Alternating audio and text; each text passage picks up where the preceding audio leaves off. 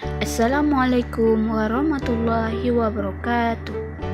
Kami dari kelompok 2 akan mempresentasikan salah satu tugas mata kuliah pemahaman peserta didik dan pembelajaran. Kami dari kelompok 2 yang beranggotakan Ahmad Makraji, Anisah, Erma Dayani, Farah Fazila Lubis, dan Hirma Malati. Kasus 1. Bayangkan jika Anda adalah seorang guru matematika di kelas 7. Saat ini Anda hendak menyampaikan materi mengenai matematika sosial, yakni mencari nilai rata-rata atau MEAN. Untuk memudahkan peserta didik dalam memahami pembelajaran, Anda mencoba untuk membuat urutan atau langkah-langkah yang perlu diikuti oleh peserta didik agar dapat mencari nilai rata-rata pada sebuah soal. Anda meminta kepada peserta didik untuk mengerjakan soal yang Anda berikan. Hasilnya, peserta didik mampu mengerjakan dengan benar, sesuai dengan langkah yang telah Anda siapkan. Beberapa saat kemudian, Anda meminta kepada peserta didik untuk mengulangi soal yang sama tanpa melihat urutan pengerjaan soal, dan peserta didik mampu mengerjakannya dengan benar. Pertanyaan dari kasus 1.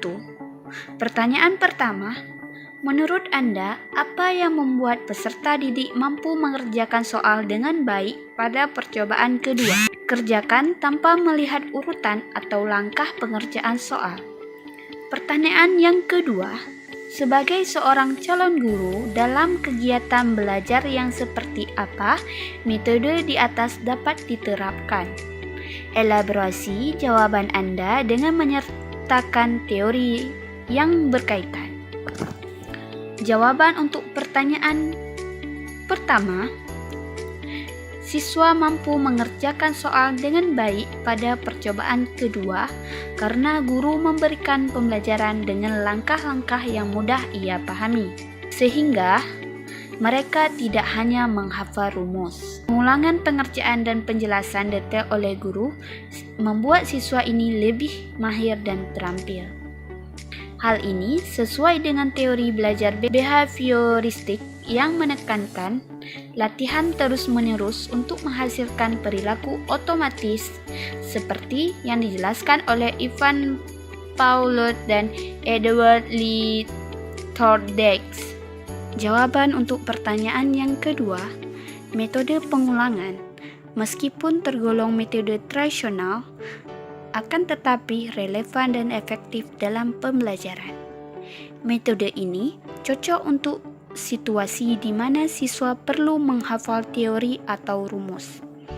Selain itu, pengulangan dapat diterapkan dalam berbagai kegiatan, seperti diskusi, di mana siswa menyampaikan kesimpulan dan guru memberikan penegasan. Metode AIR atau Auditory Intellectual Representation juga mengandalkan pengulangan melalui pendalaman, peluasan, dan pematangan materi dengan memberikan tugas kepada siswa. Kasus yang kedua, Rina adalah seorang guru di kelas 1 SD. Sebagian besar peserta didiknya ini belum bisa berhitung dengan lancar. Nah, Rina sedang memikirkan cara yang sesuai untuk membantu setiap peserta didik menyelesaikan tantangan belajarnya.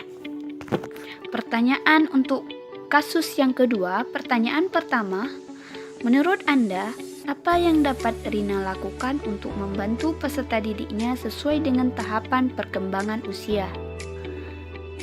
Pertanyaan yang kedua, mengapa kamu menyarankan hal tersebut? Elaborasi jawaban Anda dengan menyertakan teori yang berkaitan. Jawaban untuk pertanyaan yang pertama, menurut pandangan saya, kelas Bu Rini berada pada fase transisi antara tahap pra-operasional usia 2-7 tahun dan tahap operasional konkret usia 7-12 tahun. Berdasarkan teori perkembangan kognitif Piaget 1954, pada tahap ini peserta didik telah menunjukkan kemampuan penalaran logis dan konkret. Anak-anak pada tahap ini umumnya mampu mengingat ukuran, panjang, atau jumlah benda cair. Nah, untuk membantu peserta didik sesuai dengan tahapan perkembangan usianya, Bu Rina dapat mengajarkan berhitung menggunakan simbol-simbol di sekitar kelas dan memanfaatkan metode bermain atau game. Game yang menarik seperti permainan papan saku atau karma, kartu remi matematika.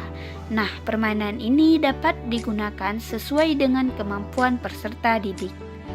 Jawaban untuk pertanyaan yang kedua, karena pada tahap ini anak telah menunjukkan aktivitas kognitif dalam menghadapi berbagai hal di luar dirinya, meskipun kemampuan berpikirnya masih belum mempunyai sistem terorganisasi dengan baik, namun anak sudah mampu memahami realita di lingkungan dengan menggunakan tanda-tanda dan simbol. Cara berpikir anak pada pertingkat ini bersifat tidak sistematis, tidak konsisten, dan tidak logis. Oleh karena itu, mereka belum mampu memahami konsep yang lebih kompleks seperti konsep waktu, sebab dan akibat, serta perbandingan. Kasus yang ketiga, Ade adalah seorang guru yang mengajar di salah satu sekolah negeri wilayah Bali.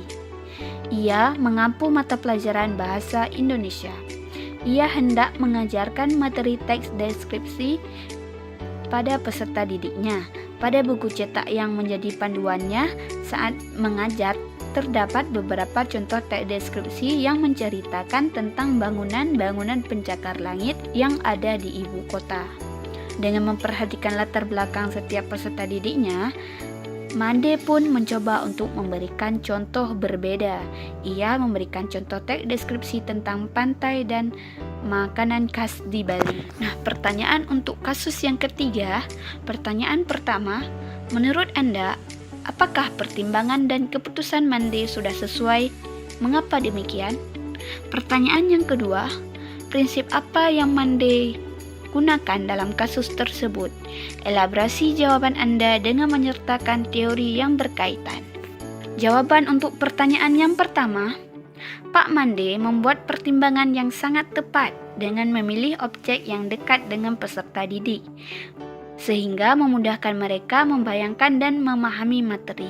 Selain itu, pengintegrasian budaya lokal dalam pembelajaran juga membuat materi lebih bermakna dan interaktif, meningkatkan ketertarikan peserta didik terhadap pembelajaran yang disampaikan oleh Pak Mande. Jawaban untuk pertanyaan yang kedua, Mande menerapkan pendekatan culturally responsive teaching yang menekankan persamaan hak setiap peserta didik tanpa memandang latar belakang budaya mereka. Pendekatan ini memberikan guru alat yang komprehensif untuk mengajar di lingkungan dengan beragam latar belakang budaya. Tujuannya adalah meningkatkan pemahaman dan keterampilan tanggap budaya guru dalam setiap materi pembelajaran, menciptakan lingkungan pembelajaran yang inklusif. Sekian presentasi dari kelompok kami mengucapkan terima kasih. Wassalamualaikum warahmatullahi wabarakatuh.